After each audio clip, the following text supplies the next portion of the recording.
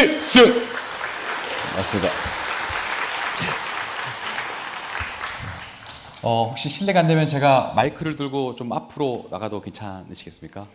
네, 감사합니다. 예, 우리 장병들은 제가 이제 가만히 서서 설교하면 목이 부러져가지고 제가 좀 움직여줘야 그나마 좀 우리 장병들이 좀 들어줍니다. 그래서 그래도 군선교 주일이니까 여러분 조금 낯서시더라도 이렇게 좀 이해해 주시고 말씀 함께 묵상했으면 좋겠습니다. 온라인으로 들으시는 분들은 제가 화면에 막 사라질 때가 있습니다. 막 이렇게 하면 화면에 사라져 버리거든요. 예, 그래서 이해해 주시고 또 예배에 집중해 주시면 감사하겠습니다. 저는 용호동의 해군 작전사령부에서 군종 목사로 섬기고 있는 이구입니다. 군생활 벌써 한 17년 됐고요. 얼굴은 그렇게 연식이 좀 들어 보이진 않죠. 제가 20대 장병들과 같이 이제 호흡을 하다 보니까 좀 아직 철이 없습니다.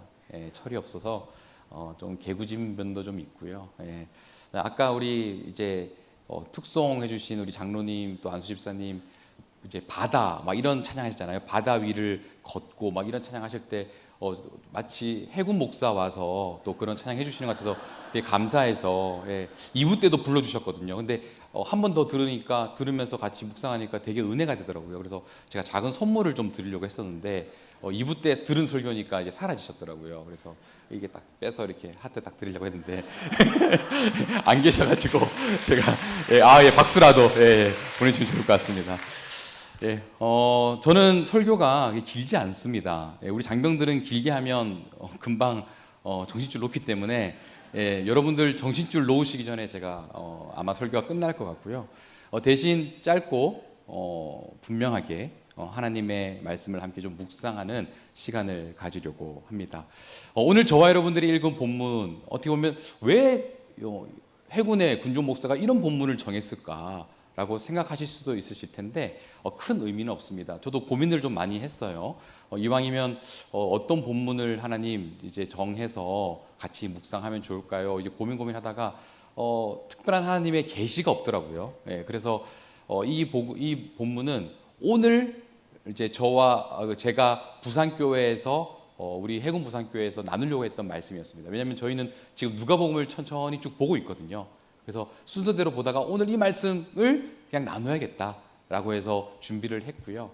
특별히 이 말씀을 여러분들과 제가 묵상하는 가운데 필요한 은혜들이 또 필요한 나침반과 같은 하나님의 말씀의 어떤 뜻들이 깨달아질 수 있기를 주님의 이름으로 축복합니다. 오늘 저와 여러분들이 읽은 본문 말씀에 먼저 맥락을 이해하시면 좀 더 말씀을 깊이 묵상하실 수 있습니다. 먼저 오늘 본문 말씀의 앞쪽을 보면요. 예수님께서 제자들과 함께 놀라운 치유의 사건을 보여주십니다. 첫 번째로는 12해 동안 혈루증을 앓던 하혈을 계속했던 한 여인을 예수님이 고쳐주시죠. 이것을 봤던 제자들이 깜놀했을 겁니다. 여러분 깜놀 아시죠? 네, 이 정도는 아시죠? 네, 깜놀했을 것입니다.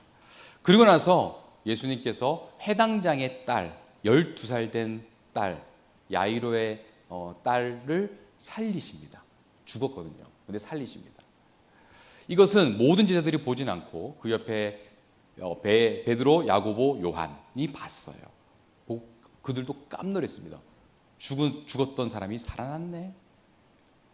그러면서 예수님은 계속해서 본인 혼자 사역하지 않으셨어요. 오늘 말씀이 그렇게 이어지는데 예수님이 혼자 사역하지 않으시고 이제는 너희가 발로 뛸 때야.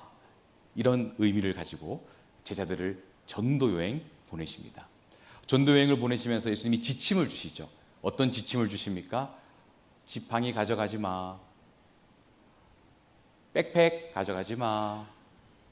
그리고 돈 가져가지 마. 먹을 거 가져가지 마. 옷 한 벌만 입고 가. 이게 예수님의 지침이었습니다. 그리고 어느 성 마을에 들어가면 오늘은 요 집, 오늘은 저 집.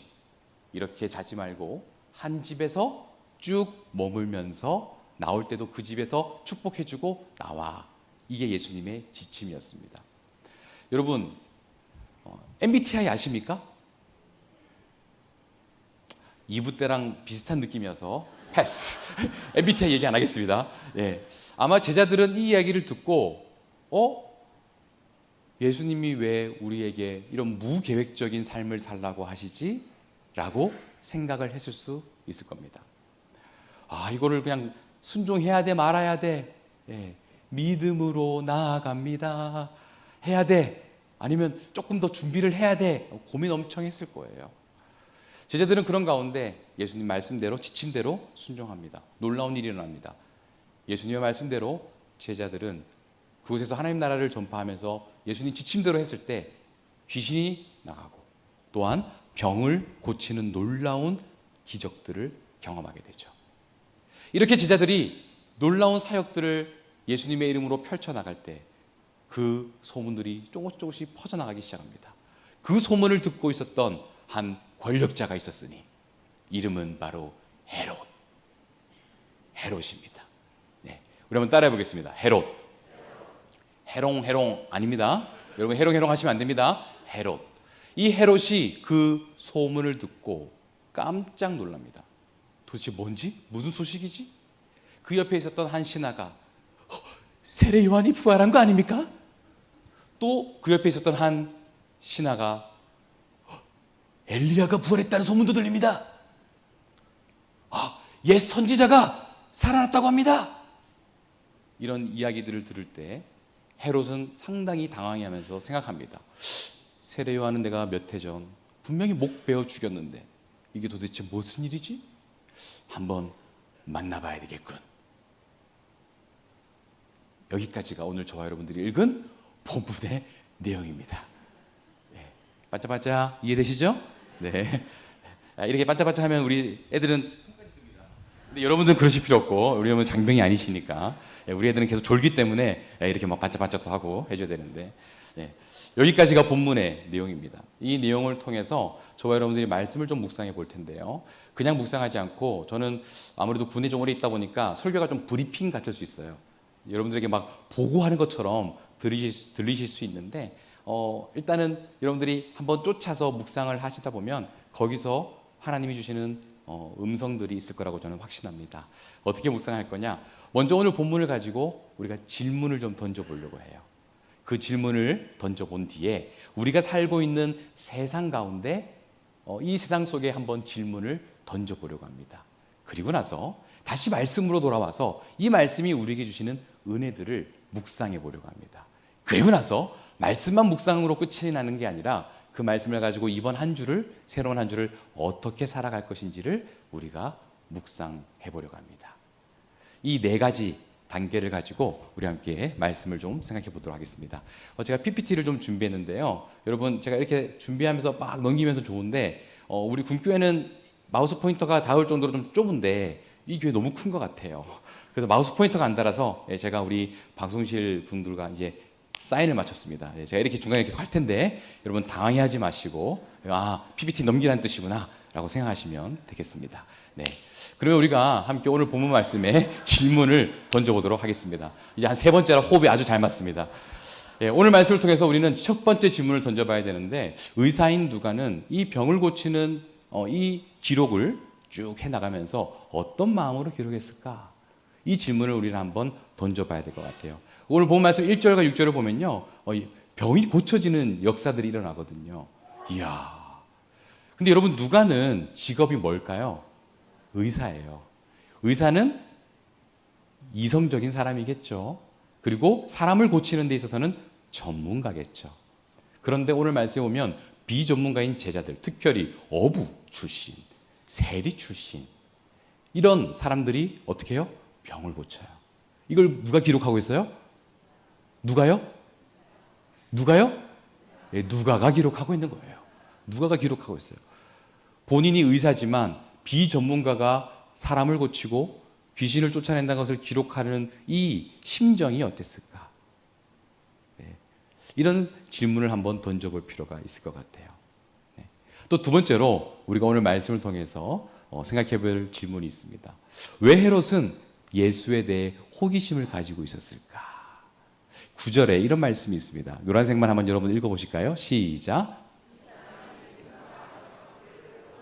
이 사람이 누군가? 하며 그를 보고자 하더라. 관심이 있다는 거예요. 왜 보려고 했을까요? 왜 보이려고 했을까요? 우리 아버지 헤롯 대왕께서 저 나이 때 태어난 아기들 다 죽였는데 저 나이 때 있는 사람이면 수상하지 않아? 치자, 없애자 라고 관심을 갖고 만나려고 했을까요? 아니면 야, 예수라는 저 청년이 입지도 조금씩 세워지고 지지를 많이 받고 있는데 우리 손 한번 잡고 로마로부터 한번 독립해 봅시다. 이러려고 예수님께 호기심을 가지고 만나려고 했을까요? 이런 질문들을 우리는 던져볼 필요가 있습니다. 여러분들 표정을 보니까 저만 궁금한 것 같네요. 여러분들은 전혀 궁금해하지 않아. 그냥 따라오십시오. 묵상하다 보면 뭔가 주시는 메시지가 있을 겁니다. 자, 이런 질문들을 던지면서 저와 여러분들이 살아가고 있는 우리 시대 속에 몇 가지 질문을 좀 던져보도록 하겠습니다. 먼저 우리가 살고 있는 이 시대 속에서 우리는 이런 말을 가끔씩 할 때가 있습니다. 야, 아프면 병원 가지 말고 기도해.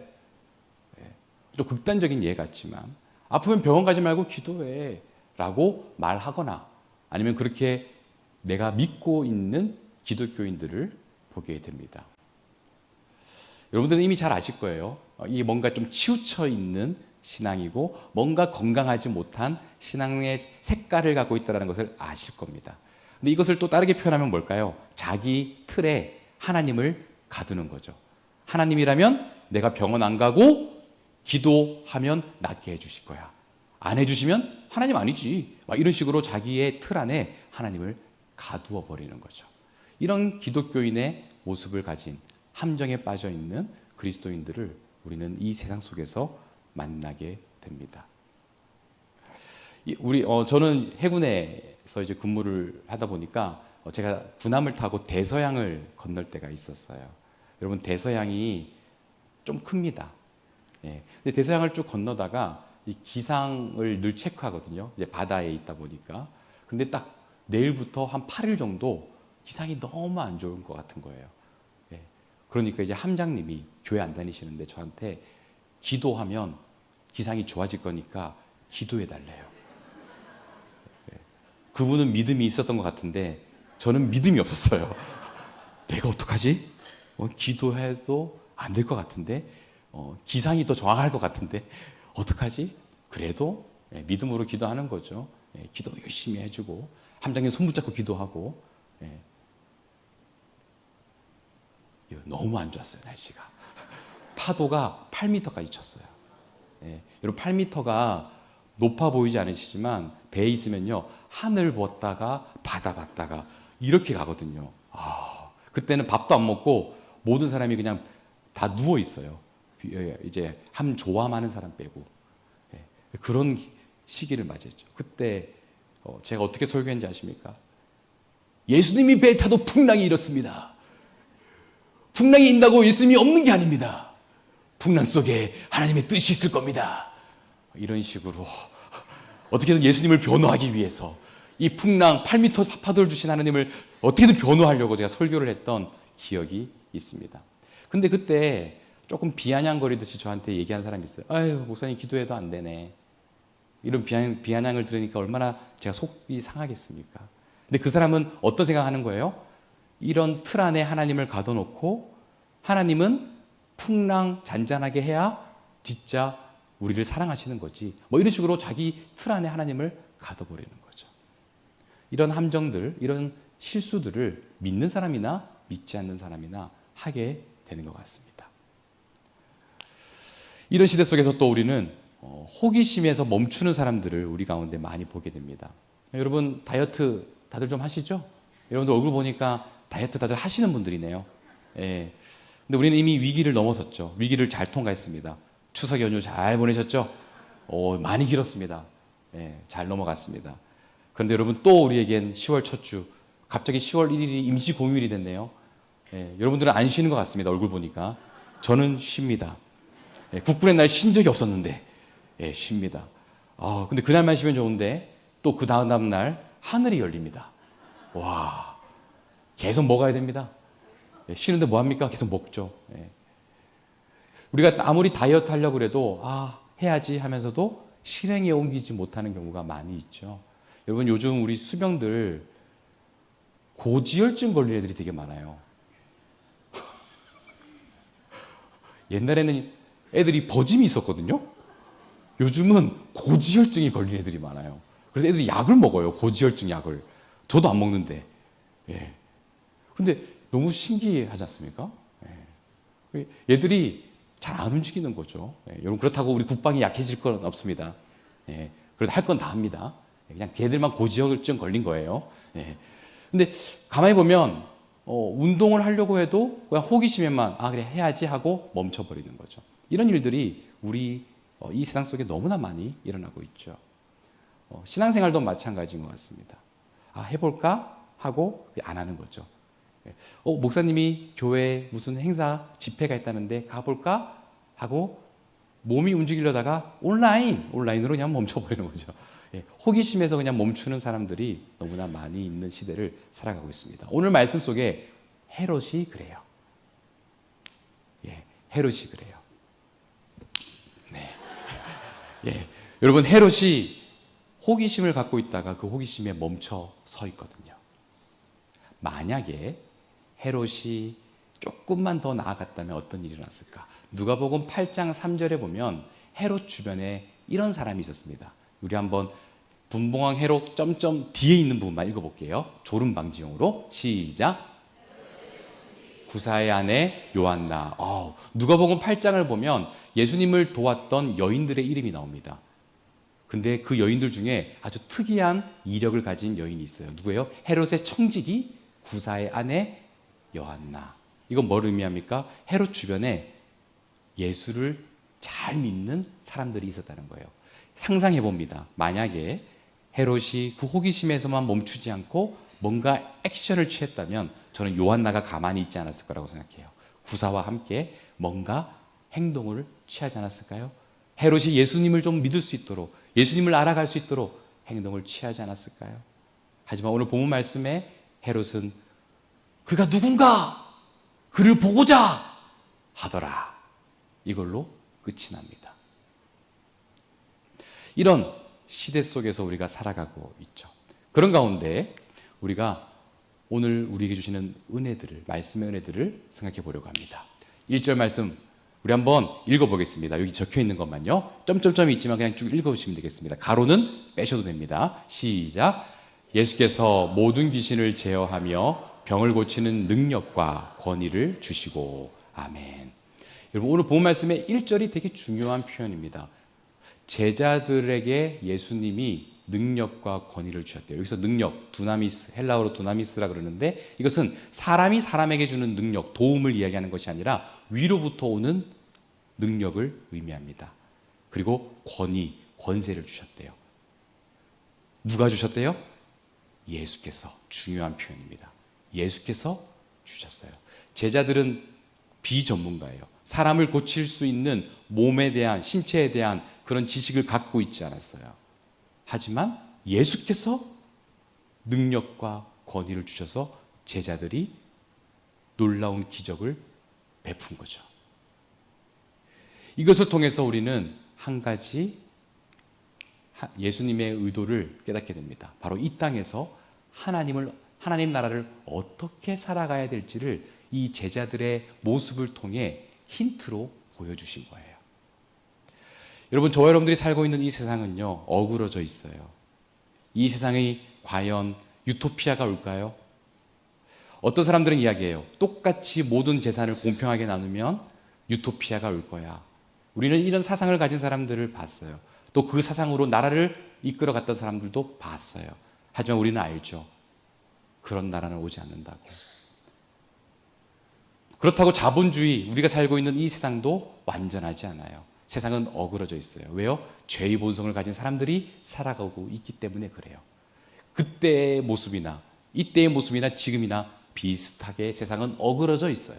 하지만 그 세상 속에서 우리가 어떻게 하나님 나라를 살아갈 수 있느냐, 하나님 나라를 우리가 보여주며 살 수 있느냐, 예수님은 제자들을 통해 보여주셨어요.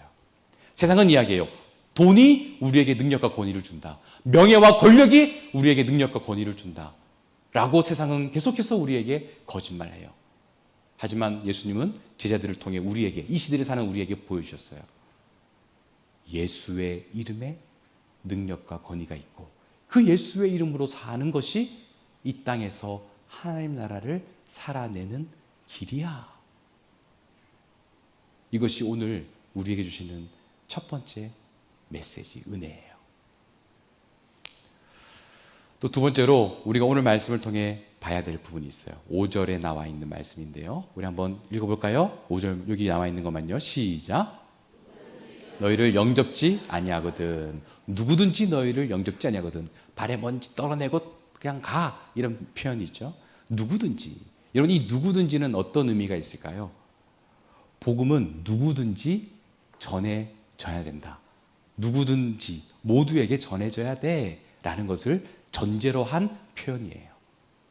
특정한 누군가, 저 사람은 좀 착해 보이네, 복음 전하자, 이게 아니라 저 사람은 나빠 보이네, 같이 천국 가면 좀 억울하지, 이게 아니라 누구든지 모든 이들에게 복음이 전해져야 함을 전제로 하고 있는 표현이에요. 동시에 그것을 영접하든지 받아들이든지 받아들이지 않는지는 누구의 몫이에요? 그것을 들은 사람의 몫이에요.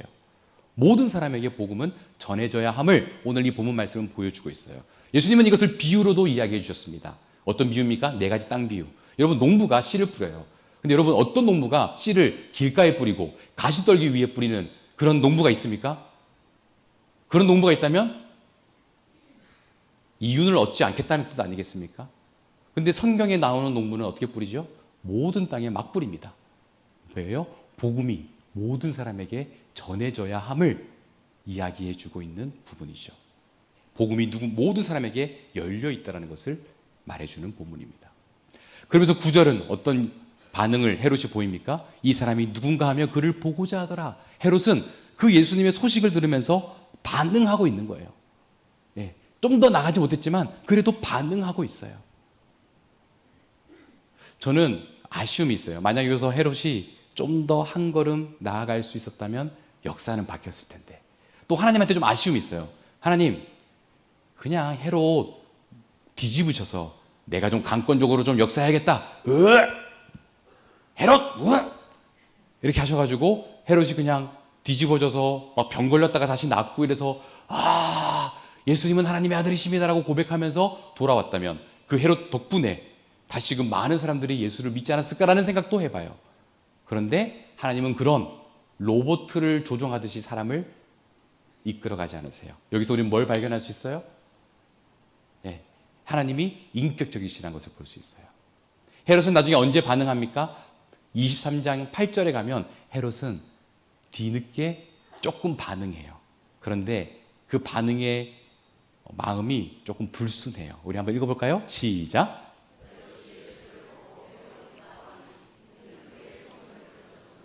보고자 한 지 오래였고 또한 무엇이나 이적 행하심을 볼까 바랐던 연고로라. 예. 오늘 본 말씀은 8절이에요. 그런데 이제 읽었던 말씀 언제예요? 어디예요? 23장이에요. 8장에서 이미 누군가 보고 싶다 이랬는데 23장 가서 예수님이 신문 받을 때 그때서야 다시 만나요. 다시가 아니지, 처음 만나요.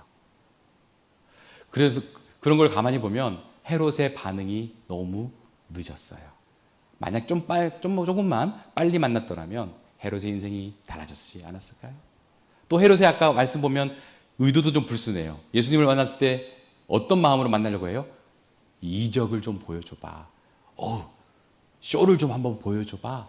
이런 마음으로 예수님을 보려고 했던 거죠. 이런 헤롯의 모습, 그리고 오늘 말씀 누구든지라는 이 말씀을 우리가 묵상할 때 하나님을 알게 돼요. 저와 여러분들이 믿고 있는 하나님은요, 인격적이세요. 인격적인 하나님이세요. 누군가를 억지로 혹은 로봇처럼 믿게 만드실 수도 있죠. 하지만 하나님은 그런 방법을 선호하지 않으세요. 여러분, 과거의 군은요, 지휘관이 기독교인이면요, 교회가 꽉꽉 찼어요. 네. 이제 그런 시대가 조금 지나가면서 이제 지휘관이 교회를 다 모아! 안 될 때 그냥 지휘관이 조금 부드럽게 나 오늘 교회 간다 하면 알아서 참모들이 모았어요. 근데 요즘은 이것도 안 돼요. 예. 근데 여러분 그렇게 해서 왔던 교회 나왔던 우리 장병들이 많았거든요. 그 애들이 다 전역하고 나가서 다 교회 다닙니까? 그것도 아닌 것 같아요. 오늘날에 우리 교회에서는 우리 장병들한테 간식을 줍니다. 초코파이. 여러분 개도 안 먹어요. 죄송해요. 예. 고양이한테 줘도 안 먹더라고요. 예. 맘스터치 정도 줘야지 갈까 말까 합니다. 갈까 말까. 갈까 말까. 근데 그 애들이 와서 먹고 튀어버려요. 예. 옛날 같으면 너 먹었지? 세례받아. 뭐 이런 게 됐거든요. 선세례 후교육 막 이런 거. 예. 근데 그게 하나님의 마음은 아니잖아요. 예. 하나님은 인격적이시죠. 뭐 먹튀가 되든 먹고 교회 와서 어우 귀하다. 그리고 그들에게 하나님을 소개해주고 조금씩 그들이 인격적으로 반응할 수 있도록 해주는 게 진짜 예수 믿는 거 아닐까요? 이게 하나님의 마음이잖아요. 군 선교도 조금씩 패러다임이 바뀌어가고 있어요. 왜요? 하나님의 마음은 인격적이시기 때문에 그렇습니다. 이런 메시지를 오늘 본문은 우리에게 보여주고 있습니다. 그렇다면 이런 메시지를 가지고 우리는 한 주 동안 어떻게 살 거냐? 마지막 두 가지 메시지를 함께 묵상해 보려고 합니다. 첫 번째, 예수님은 그리스도시요 하나님의 아들이심을 잊지 않는 저와 여러분 되어지기를 주님 이름으로 축복합니다. 우리 한번 따라해 보겠습니다. 예수님은 그리스도시요 하나님의 아들이십니다. 예, 목사님 이거 다 잘 알아요.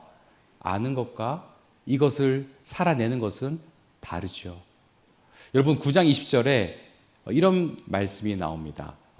이 말씀은 어떤 맥락을 갖고 있냐면 앞서서 헤롯이 이렇게 끝내죠. 그가 누군가 이렇게 끝내요. 그렇죠? 오늘 8장 마지막에 이것에 대한 답을 누가 하냐? 베드로가 해요. 예수님을 옆에서 보고 전도 여행을 떠났다가 다시 돌아온 베드로가 예수님 앞에서 이렇게 고백합니다. 읽어볼까요? 시작. 베드로가 대답하여 이르되 하나님의 그리스도시니이다 하니 아멘. 하나님의 그리스도시니이다 하니. 이게 바로 베드로의 고백이었어요. 베드로는 예수님을 그리스도, 구세주란 뜻이죠. 그리고 하나님의 아들이라고 고백하고 있어요. 마태복음에 똑같이 보면요. 마태복음 16장 16절. 베드로가 입을 실룩실룩 거리면서 실룩실룩 16장 16절. 어떻게 고백합니까? 주는 그리스도시요 하나님의 아들이십니다. 이렇게 고백해요. 여러분 주는 그리스도시요 나의 구원자이시요 주인이십니다. 그게 구세주잖아요. 나의 구원자이시요 주인이십니다. 여러분들은 예수님이 진짜 여러분들의 인생의 주인이십니까? 주인이라면 문제가 생기면 주인에게 뭐 해야 되죠? 군인이니까 보고해야 돼요. 이런 문제가 생겼습니다. 근데 여러분 어떻게 하십니까? 내 손에서 좀 해결하다가 안 되면 사후 보고하겠습니다. 뭐 이렇게 되는 거죠. 뭐예요? 내가 조금 주인 노릇 하겠다는 거예요. 이건 예수님을 그리스도라고 인정하지 않는 거예요. 저와 여러분들이 예수님은 그리스도라고 알고 있다면 예수님을 여러분들의 인생의 주인으로 제대로 인정하는 몸부림을 칠 수 있기를 주님 이름으로 축복합니다. 여러분 우리 장병들 예수님이 하나님의 아들이라 그러면 조금 삐딱한 애들은 웃어요. 그들에게는 그냥 예수님은 성인 정도예요. 군자 정도. 웃어요. 근데 우리는 어떻게 고백하는 사람들이에요? 예수님은 하나님의 아들이시다. 사흘 만에 부활하셨다. 우리를 위해 십자가를 지시고 부활하셨다. 이것을 우리는 고백하죠. 믿죠. 만약 예수님이 하나님의 아들이심을 믿는다면 우리는 그 예수님의 이름을 붙들고 살아가야 되지 않을까요? 많은 사람들이 예수님의 이름을 붙들고 살아가지 않습니다. 다른 것들을 바라봐요.